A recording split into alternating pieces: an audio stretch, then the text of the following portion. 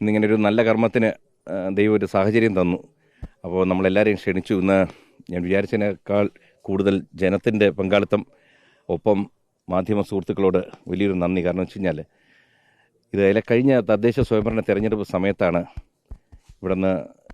ഇവിടെ പ്രചരണത്തിനായിട്ട് വന്നപ്പോൾ ഇവിടെ പുറയിൽ നിൽപ്പുണ്ട് കൃഷ്ണകുമാർ, ഇവിടുത്തെ യുവമോർച്ചയുടെ മണ്ഡലം സെക്രട്ടറിയാണ്. അദ്ദേഹം ഇങ്ങനെ പറഞ്ഞു, ഇവിടെ നിൽക്കുന്ന സ്ഥാനാർത്ഥിയാണ് ശ്രുതിയെ കാണുന്നില്ല, മൈക്കിൻ്റെ ഇടയിലായിപ്പോയി.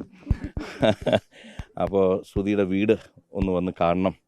ഞാൻ വരാമല്ലോ. അപ്പോൾ ഞങ്ങളിവിടെ വന്നപ്പോൾ വളരെ ദുഃഖകരമായൊരവസ്ഥ. കാരണം വെച്ച് കഴിഞ്ഞാൽ വളരെ ശോചനീയമായൊരവസ്ഥയിൽ കഴിയുന്നു. വീടെന്ന് പറയാൻ പോലും പറ്റുന്നില്ല. അപ്പോൾ അന്ന് എന്താണെന്നറിയില്ല, അന്ന് മനസ്സിലിങ്ങനെ ഒരു ഇലക്ഷൻ സമയത്ത് നമുക്ക് വലിയ വാഗ്ദാനങ്ങൾ കൊടുക്കാൻ പാടില്ല. എങ്കിലും ഞാൻ പറഞ്ഞു, ഞാൻ വരും ശ്രുതിയെ കാണാൻ, നമുക്ക് എന്തെങ്കിലും ഒരു വഴി ഉണ്ടാക്കാം, ശ്രുതിക്കും കുടുംബത്തിനും നല്ലൊരു ജീവിതം, ഒരു നല്ല വീട് കെട്ടിത്തരണമെന്ന് മനസ്സ് പറയുന്നു. ഒരു ദൈവാനുഗ്രഹം പോലെ. അപ്പം ഞങ്ങൾക്കൊരു സംഘടനയുണ്ട്, അഹാദിഷിക എന്ന് പറഞ്ഞൊരു ചാരിറ്റബിൾ സംഘടനയാണ്. ഭാര്യയും മക്കളുമാണ് അത് നടത്തുന്നത്. ഇവരോടൊക്കെ പറഞ്ഞു, ഞാൻ പറഞ്ഞു ഇങ്ങനെയാണ്, കുറച്ച് പൈസയൊക്കെ തരണം. അങ്ങനെ ഇവരെല്ലാവരും പണ്ടും എനിക്ക് പല പരിപാടികളിലും നമ്മളിങ്ങനെ ചെയ്യുമ്പോൾ തരാറുണ്ട്. ഇത്തവണയും തന്നു. ഒപ്പം എൻ്റെ സുഹൃത്തുക്കളെല്ലാം KHN എന്ന് പറഞ്ഞ അമേരിക്കയിലെ സംഘടനയുണ്ട്, Kerala Hindus of North America എന്ന് പറഞ്ഞു. അപ്പോൾ KHN പറഞ്ഞു ഞങ്ങളും സഹകരിക്കാമെന്ന് പറഞ്ഞു. അപ്പോൾ അങ്ങനെ ആ ഒരു സഹകരണത്തോടു കൂടി നമ്മുടെ പ്രിയ സഹോദരി ശ്രുതിക്കും കുടുംബത്തിനും നല്ലൊരു വീട് വയ്ക്കാൻ, അതിൻ്റെ തറക്കല്ലിടാനായിട്ട് ഇന്നൊരു സാഹചര്യം ഒരുങ്ങി. ഇന്ന് എല്ലാവിധ സഹകരണം തന്ന എൻ്റെ പത്രമാധ്യമ സോഷ്യൽ മീഡിയ സുഹൃത്തുക്കളോട് നന്ദി ഒരിക്കൽ കൂടി അറിയിക്കുന്നു. നന്ദി. മെയ് മാസം 30 തീർത്തു തരാമെന്നാണ് കോൺട്രാക്ടർ ഇവിടെ പറഞ്ഞിരിക്കുന്നത്. അതെ, മെയ് 30 തീർക്കുന്നതാണ് എൻ്റെ വിശ്വാസം. എന്താ പറയുന്നു? അതുകൊണ്ട് ശ്രുതിയെ വേറൊരു വീട്ടിലോട്ട് ഇപ്പോൾ നമ്മൾ മാറ്റി താമസിപ്പിച്ചിരിക്കുകയാണ്, കാരണം വീട് പണി തീരുന്നത് വരെ.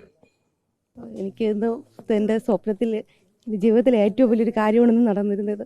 ഞാൻ വിചാരിച്ചില്ല എന്നെക്കൊണ്ട് ഇങ്ങനെയൊക്കെ പറ്റുമെന്ന് എനിക്ക് അറിഞ്ഞുകൂടായിരുന്നു. പഞ്ചായത്തിൽ നിന്ന് കിട്ടുന്ന പൈസ കൊണ്ട് നമുക്ക് ചെയ്യാൻ പറ്റുമെന്ന് ഞാൻ ഒരിക്കലും വിചാരിച്ചിരുന്നില്ല.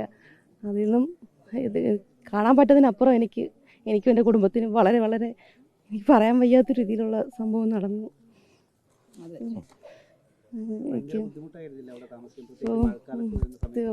അതൊരു വീടല്ല, സാറ് കണ്ട് സാറിന് തന്നെ അതിനകത്ത് വന്നതാണ് നമുക്ക് ഏറ്റവും വലിയൊരു സന്തോഷം.